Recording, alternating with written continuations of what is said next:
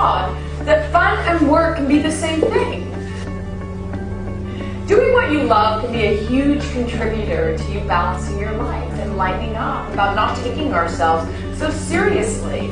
So what I want to do now is I want to do some really practical things of how we can truly lighten up and not take ourselves so seriously. Do you know on average how many times a day children laugh? Does anyone know? About 300. Do you know on average how many times a day adults laugh?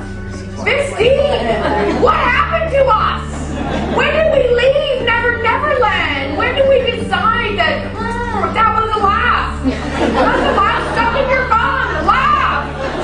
Laugh out loud. Laughter is contagious. It wasn't created in a vacuum. It takes people to spread it. And your moods affect the people around you. Your guilt dissipates when you listen to yourself. By this I knew I should let go, first of all, of all the really negative thoughts in my head. Like I should have a great career by now, I should have more money in the bank by now, I should weigh 120 pounds by now. Yeah, the next time I weighed that was when I biodegraded. But I knew, the interesting thing, I got rid of all those shoulds. You know, all the shoulds, I should. I replaced them with coulds. You know what, I could have a great career by now, but I've chosen to be a great stay-at-home mom. Because I found once I accepted where I was able to be more present to the life I was in. And that is when everything changed for me. I lived around the corner from a comedy club that I had to pass by every day to get to my best friend's house. Well, one night, after putting the kids to sleep, which at this point, they were around 2 or 3, it was no easy task. It was no easy task. I have this lullaby I like to sing to my children. And you guys might know it. It's this beautiful lullaby. If you're a grandparent, you might sing it. You know, I just find it just lulls my kids to sleep. It goes something like this. Oh my God! Go to sleep! Don't you think I need some time to myself? Go to sleep! Go to sleep! You guys know it. I know it. It's one of our unspoken secrets. So I get in the comedy club that night. I'm watching these comics on stage and I'm thinking, oh my gosh, I could do that. I have so much to talk about with the kids. Like I took them all to the science center. There was a scientist there doing an exhibit on minerals. And he asked the kids, he's like, okay kids, what do you use salt for? And one kid's like, well my mother cooks with it. Another one's like, my daddy sprinkles it on the sidewalk so we don't slip. My kids scream out, tequila! I think nowadays we're a little crazy with overprotecting our children. Honestly, I can't believe I survived my childhood, can you?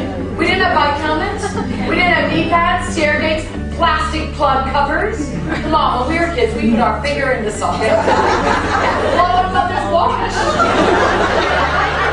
Come on, lick it. Yeah, we got electrocuted, it hurt, and then we never did it again. I have to tell you guys, I left the comedy club that night elated. Like I met a new boy.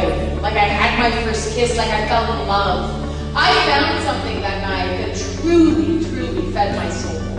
You know, I'd been a stay-at-home mom for so long, pregnant and nursing, and I lost myself. But all of a sudden, that moment, that very moment changed my life. And it wasn't something I did right away. It wasn't something that, oh, well, I'm a stand-up. It was something I could do for myself, 5 minutes at a time, 1 or 2 nights a week.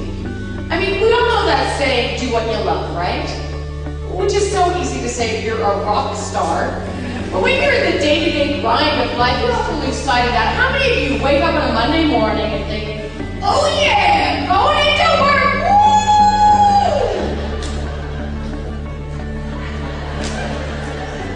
One person? Aren't you the committee lady? And I get it, my husband works in the corporate environment. I think it's getting to him. Every time we go to make love now, he calls it a merger. I call it a hostile takeover.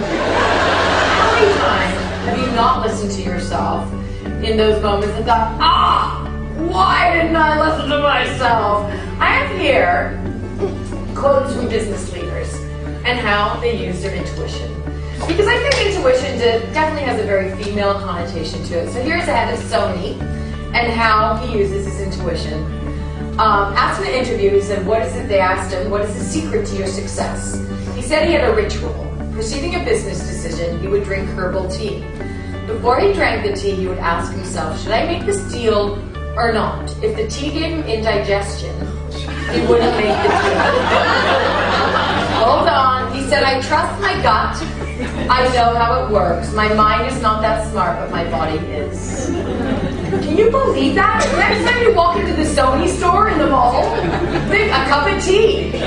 Honestly, that is a huge billion-dollar business based on a man truly trusting his gut. It is absolutely amazing. But all those things, instead of, always looking at things in the negative, looking at them in the positive. It's about refueling, it's about lightening up, it's about not taking ourselves so seriously. It's about taking those moments. Humor makes us nicer to one another. Put a twist on what's stressing you. Sing a song, write a rap song, become a character for your kids.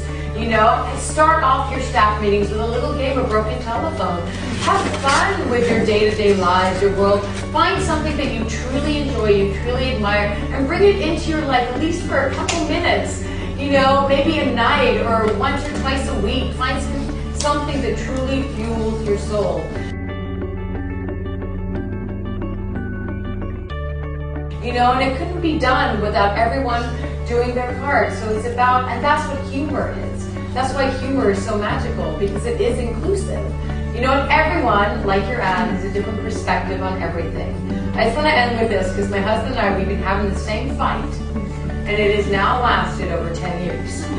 Yeah, it's just going to keep going until he figures out I'm right. But okay, this is the fight, this is it. It started around the year Y2K, and it was all about which century was it. I said it was the 21st century. He said it was the 20th century until the year 2100. That is a fight. So we're walking down the street, right? He brings it up again. He's like, it's the 20th century. Because that's the way he talks. I'm furious. I'm livid. Furious. I'm like, you know what? I'm going to settle this once and for all. I go up to this stranger on the street. I'm like, I'm sorry about you, sir, but do you know what century it is? The guy's face just drops. He goes, I know. I got a bad haircut.